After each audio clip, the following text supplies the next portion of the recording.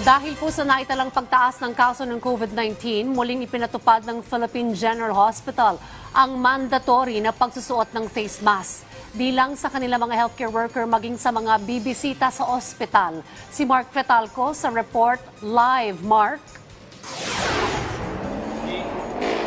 Rise and Shine Pilipinas, Dayan, muli nagpatupad ng mandatory na pagsusuot ng face mask ang Philippine General Hospital sa harap ng pagtaas ng kaso ng respiratory illnesses. Sa abiso ng PGH, obligado na muli magsuot ng face mask ang lahat ng medical personnel nito at maging ang mga bisita. Surgical mask ang inirekomendang suotin ng PGH. Ayon sa ating mga nakausap dito sa PGH, sang-ayon silang ibalik ang face mask bilang proteksyon na rin laban sa sakit.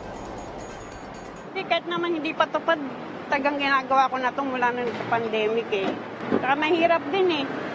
Baka baka magkaroon pa din ako ng COVID pag nagkataon eh. Kasi po, tumataas po ngayon yung cases ng respiratory illnesses.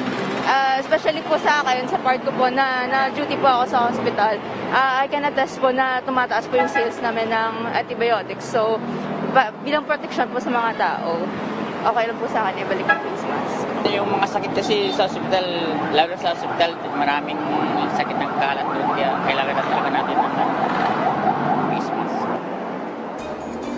Ang mask mandate na ipinatupad ng PGH ay kasunod ng pagtaas ng kaso ng COVID-19 sa bansa noong nakaraang linggo. Ayon sa Department of Health, mahigit 1,800 na mga bagong kaso ng COVID ang naitala mula December 5 hanggang 11. Katumbas ito ng 260 daily average cases at 36% na mas mataas kumpara sa sinundang linggo.